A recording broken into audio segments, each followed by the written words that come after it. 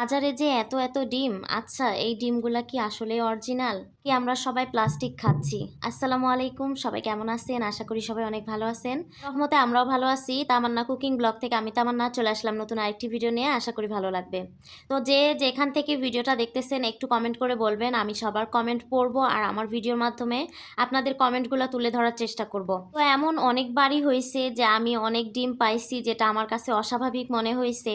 ডিম খেতে গিয়ে দেখি ডিমের কুসুমটা আর কি একটু তিতা তিতা লাগতেছে। পরে একটু ভালো করে খাওয়ার পরে বুঝতে পারলাম যে আসলে একটু না, অনেকটাই তিতা লাগতেছে পুরা ডিমটা। একবার তো এমনটাও হয়েছিল যে ডিমের ওই যে একটা বল আছে না, রাবারের যে বল, মানে নিচুতে মানে ফ্লোরে আর কি মারলে যে তিরিং বিরিং করে এদিক সেদিক লাফায়, ওই বলটা যে রাবারের হয় ওই বলটা ভাঙলে যেরকম এমন একটা দানা দানা হয়ে থাকে। তো আমার কাছে মনে হয়েছিল আসলে হয়তো এগুলা রাবারের বা প্লাস্টিকের ডিম হতে পারে। মাইশা মামু আজকে মশলা কেটে দিল। মশলা শেষ হয়ে গেছে, আসলে আদা রসুন বাটা একদমই শেষ, গরম মশলা বাটা তাও আছে। আর এদিকে আমার ব্লেন্ডারটা নষ্ট হয়ে গেছে, ব্লেন্ডার কিনবো কিনবো করে কেনা হচ্ছে না। তো দেখি আজকে একটু ওই আগের ব্লেন্ডার দিয়েই ট্রাই করবো যতটুকু হয়, যেহেতু আদা রসুন দেখি ট্রাই করে। আর এদিকে করলা ভাজি বসাই দিছি।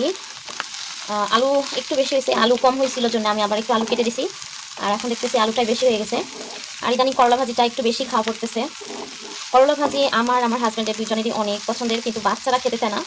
আমার বড় মেয়ে আগে খাইতো, তবে ইদানিং এসে দেখি ওর এত পরিমাণ খাবারের মধ্যে বাস আসছে, মানে এইটা খায় না সেইটা খায় না, করলা তিতা। অথচ ও কিন্তু ছোটো যখন ছিল তখনও কিন্তু করলা ভাজি খাইতো। তো যাই হোক, করলা ভাজি চুলাটা আস্তে করে দিয়ে আমি আমার দুই মেয়েকে গোসল করাবো। আলহামদুলিল্লাহ ইদানিং তাড়াতাড়ি কাজ শেষ হয়ে যায়। কাজ শেষ করে গোসল করে নামাজ পড়তে পারি আরাম করে, মানে রিল্যাক্সে যে একটু সময় নিয়ে নামাজটা পড়বো ওইটা করতে পারি আর কি। তো আমার করলা ভাজি করতে করতে মাইশার আম্মু চলে আসছে, ও ওর কাজগুলো করে নিবে। ও হচ্ছে ঘর ঝাড়ু দিয়ে নিছে এদিকে, এখন হচ্ছে যে ঘরটা মুছতেছে। আর ডিমের যে ব্যাপারটা বললাম, ডিমটা আসলে আমি জানি না এটা সঠিক কত দূর, এর সত্যতা আসলে কত দূর, কতটা সত্যি আমি আসলেও জানি না। আর আমি কোনো জিনিস হচ্ছে যে চোখে না দেখলে কখনোই বিশ্বাস করি না। ফেসবুক হচ্ছে এমন একটা প্ল্যাটফর্ম, এখানে মানুষ ভিউ পাওয়ার জন্যে বা আপনাদের ভিডিও ভাইরাল করার জন্য সব কিছুই করতে পারে। তো এইটা হিসাবে আমি আসলেও কখনোই বিশ্বাস করব না। চলেন আমি আজকে আপনাদের সাথে তিল ভর্তার রেসিপি শেয়ার করি। যারা জানেন না, রান্না করতে পারেন না, তারাও শিখে রাখবেন। অনেক মজা লাগে এভাবে তিল ভর্তা করলে। তারপরে আর আমি ভর্তা করি নাই। তো অনেক দিন পরে আমি যখন দেখলাম তো মনে হলো যে একটু তিল ভর্তা করি ঝাল ঝাল করে।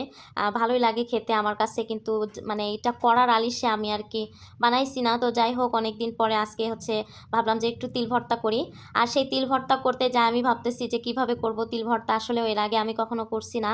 তো ইউটিউবে আমি হচ্ছে একটা আপুর ভিডিও দেখে ওনার মতো করে ট্রাই করতেছি। জানি না কেমন হবে, তবে মনে হচ্ছে যে ভালোই হবে। তো আমি হচ্ছে ঝাল একটু ভেজে নিলাম, গোটা শুকনা মরিচ আর কি। আর এখন একটু বেশি করে পেঁয়াজ আর হচ্ছে যে রসুন দিছি, পুরো একটা রসুন, ইন্ডিয়ান যে রসুনটা আছে এটা একটা পুরা দিয়ে দিছি। তো পেঁয়াজ মরিচ নাকি, সরি, পেঁয়াজ আর হচ্ছে যে রসুন নাকি বেশি করে দিলে ভর্তাটা বেশি মজা হয়। আর যখন আমি বাড়ছি ভিডিওটা নিতে পারি নাই, আমি একদমই ভুলে গেছিলাম। তো এই যে ভর্তার কালারটা কেমন আসছে দেখেই মজা লাগতেছে, অনেক লোভ লাগতেছে খাইতে। আর এদিকে আমার হচ্ছে যে মেয়ে আমাকে ওর বাবার যে টিফিন বক্স আছে সেটা পরিষ্কার করে দিচ্ছিল। মেয়েরা আসলে মা বাবার অনেক হেল্প করে। তো আলহামদুলিল্লাহ এদিক থেকে আমি অনেক অনেক লাকি যে আমার মেয়ে আমাকে অনেকটা হেল্প করে। আর ডিমগুলা এই যে পানি ঝরে গেছে, আমি হচ্ছে যে ডিমগুলা উঠাই নিচ্ছিলাম। চলেন আজকে কিছু আপু ভাই আর কমেন্ট পড়ি। হ্যাপি আপু লিখছে, আমার কাছে শুটকি দিয়ে লতি বেশি ভালো লাগে, অনেক ধন্যবাদ আপু। সোনিয়া কিচেন অ্যান্ড ব্লগ আপু লিখছে, সত্যি এভাবে খুব মজা লাগে লতি রান্না করলে। আমার দেশি পেজ থেকে ভাইয়া লিখছে, বিদায় নিল জায়গা মতো এসে। মাই রোলস মাই লাইফ পেজ থেকে আপু লিখছে, দেখে মনে হচ্ছে অনেক মজা হবে, কিন্তু এভাবে কোনোদিন রান্না করে খাওয়া হয়নি আপু। আপু একবার হলেও বাসায় ট্রাই করবেন, দেখবেন অনেক মজা লাগে। আর এরকমভাবে যদি আপনাদের কমেন্টগুলো আমি আমার ভিডিওর মাধ্যমে তুলে ধরি বা আপনাদের কমেন্টগুলো আমি ভিডিওতে পড়ি, সবাই একটু সবার জায়গা বা ঠিকানা সহ আমাকে কমেন্ট করবেন অবশ্যই, এত সুন্দর করে আমি আপনাদের কমেন্টগুলো পড়ে দিব। ভিডিওটা লং করলাম না, সবাই ভালো থাকবেন, সুস্থ থাকবেন। আজকে এই পর্যন্ত, আল্লাহ হাফেজ।